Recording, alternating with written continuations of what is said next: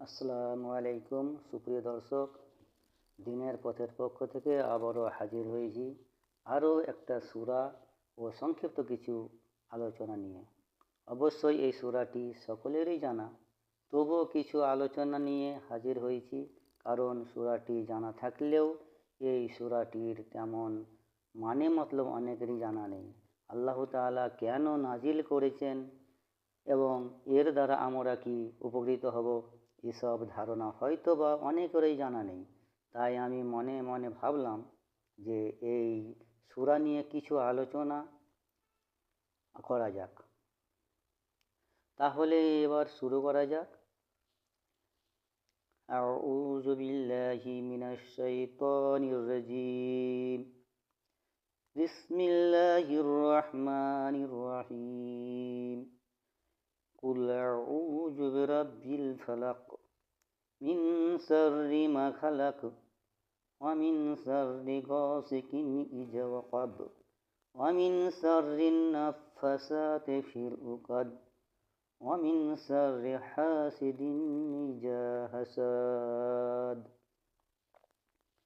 সুপ্রিয় দর্শক, তেলাওয়াত শুনলেন। এবারে এর তর্জমা ও তাফসীর সংক্ষিপ্তভাবে আলোচনা করা যাক। বিসমিল্লাহির রহমানির রহিম। কুল আউযু বিরাব্বিল ফালাক এর অর্থ, আমি আশ্রয় প্রার্থনা করছি উষার রবের কাছে। দর্শক, এখানে ফালাক এর সহি অর্থ হলো উষা বা প্রভাতকাল। এখানে বিশেষ করে উষার প্রতিপালক এই জন্য বলা হয়েছে যে, যেমন আল্লাহ তাআলা রাতের অন্ধকারকে দূরীভূত করে দিনের উজ্জ্বলতা নিয়ে আসতে পারেন, তেমনি তিনি ভয় ও আতঙ্ক দূর করে আশ্রয় প্রার্থীকে নিরাপত্তা দান করতে পারেন। 2 নম্বর আয়াতে মিন শাররি মা খালাক। দর্শক, এর অর্থ হচ্ছে তিনি যা সৃষ্টি করেছেন তার অনিষ্ট থেকে। প্রিয় দর্শক, এই বাক্যটি বোঝানো হচ্ছে যে এই বাক্যটিতে বোঝানো হচ্ছে যে এটি একটি ব্যাপক অর্থবোধক বাক্য। এতে শয়তান ও তার বংশধর, জাহান্নাম এবং ওই সমস্ত জিনিস হতে আশ্রয় চাওয়া হচ্ছে যার দ্বারা মানুষের ক্ষতি হতে পারে। 3 নম্বর আয়াতে ওয়ামিন শাররি গাসিকিন ইযা ওয়াকাব। দর্শক, এর অর্থ হচ্ছে আর রাতের অন্ধকারের অনিষ্ট থেকে যখন তা গভীর হয়। দর্শক, যেমন রাতের অন্ধকারেই হিংস্র জন্তু, ক্ষতিকর প্রাণী ও পোকামাকড়, অনুরূপভাবে বলা যায় অপরাধপ্রবণ হিংস্র মানুষ নিজ নিজ জঘন্য ইচ্ছা পূরণের আশা নিয়ে বাসা হতে বের হয়। এই বাক্য দ্বারা সে সকল অনিষ্টকর জীব থেকে আশ্রয় প্রার্থনা করা হয়েছে। 4 আয়াতে ওয়ামিন শাররিন নাফাসাতি ফিল উকাদ। দর্শক, এর অর্থ হচ্ছে আর গিরায় ফুঁ দানকারী নারীদের অনিষ্ট হতে। গিরাতে ফুৎকারকারী বা কারিনীর অনিষ্ট হতে আশ্রয় প্রার্থনা করা হয়েছে। এ থেকে উদ্দেশ্য হলো জাদুর মতো জঘন্য কাজের কর্তা নর বা নারী উভয়ই। মোট কথা, এ দিয়ে জাদুকরের অনিষ্ট থেকে পানা চাওয়া হয়েছে। জাদুকর মন্ত্র পড়ে পড়ে ফুঁক মেরে গিরা দিতে থাকে। সাধারণত যাকে জাদু করা হয় তার চুল অথবা কোনো ব্যবহৃত জিনিস সংগ্রহ করে তাতে জাদু করা হয়। পঞ্চমত ওয়ামিন শাররি হাসিদিন ইযা হাসাদ। দর্শক, এখানে অর্থ হচ্ছে আর হিংসুকের অনিষ্ট থেকে যখন সে হিংসা করে। প্রিয় দর্শক, হিংসা তখন হয় যখন হিংসাকারী হিংসিত ব্যক্তির নিয়ামতের ধ্বংস কামনা করে।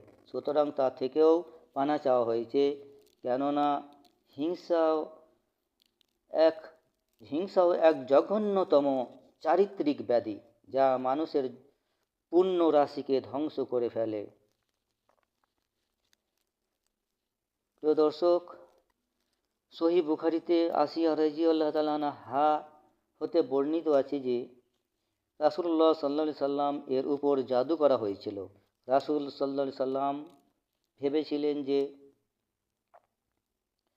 তিনি তার স্ত্রীদের কাছে গিয়েছেন, অথচ তিনি তাদের কাছে যাননি। সুফিয়ান রহমতুল্লাহি বলেন যে এটাই জাদুর সবচেয়ে বড় প্রভাব। এ অবস্থা হওয়ার পর একদিন রাসূল সাল্লাল্লাহু আলাইহি সাল্লাম বললেন, হে আয়েশা, আমি আমার প্রতিপালককে জিজ্ঞাসা করলাম এবং তিনি জানালেন, দুজন লোক আমার কাছে আসেন, একজন আমার মাথার কাছে এবং অন্যজন আমার পায়ের কাছে বসেছিলেন।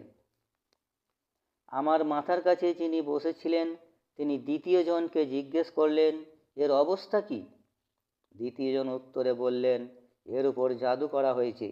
প্রথম জন প্রশ্ন করলেন, কে জাদু করেছে? দ্বিতীয় জন জবাব দিলেন, লাবিদ ইবনু আসাম।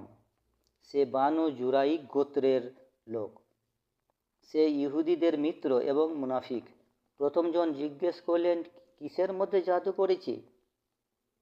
তৃতীয় জন উত্তর দিলেন, মাথার চুল ও চিরুনিতে। প্রথম জন প্রশ্ন করলেন, কোথায় তা দেখাও? দ্বিতীয় জন উত্তর দিলেন, খেজুর গাছের শুকনা বাকলে ও জারওয়ান কূপের ভিতর পাথরের নিচে। দর্শক, আয়েশা রাদিয়াল্লাহু তাআলা আনহা বলেন, অতঃপর রাসূলুল্লাহ সাল্লাল্লাহু আলাইহি সাল্লাম ওই কূপের কাছে গমন করলেন এবং তা থেকে ওসব বের করলেন। ওই কূপের পানি ছিল যেন মেহেদির রং এবং ওর পাশের খেজুর গাছগুলোকে ঠিক শয়তানের মাথার মতো মনে হচ্ছিল। দর্শক, আসিয়া রাদিয়াল্লাহু তাআলা বলেন, আমি বললাম, হে আল্লাহর রাসূল সাল্লাল্লাহু আলাইহি সাল্লাম, এ কাজের জন্য তার উপর প্রতিশোধ নেওয়া উচিত। রাসূল সাল্লাল্লাহু আলাইহি সাল্লাম এ কথা শুনে বললেন, আল্লাহ আমাকে নিরাময় করেছেন ও সুস্থতা দান করেছেন। আমি মানুষের মধ্যে মন্দ ছড়ানো পছন্দ করি না। প্রিয় দর্শক, আজ এই পর্যন্তই। ইনশাআল্লাহ দেখা হচ্ছে পরবর্তী এপিসোডে। ভিডিওটি ভালো লাগলে একটা লাইক দিন আর শেয়ার করে দিনের পথের দায়ী হন। এরকম ভিডিও পেতে আমার এই চ্যানেলটি সাবস্ক্রাইব করে সঙ্গে থাকুন। আসসালামু আলাইকুম।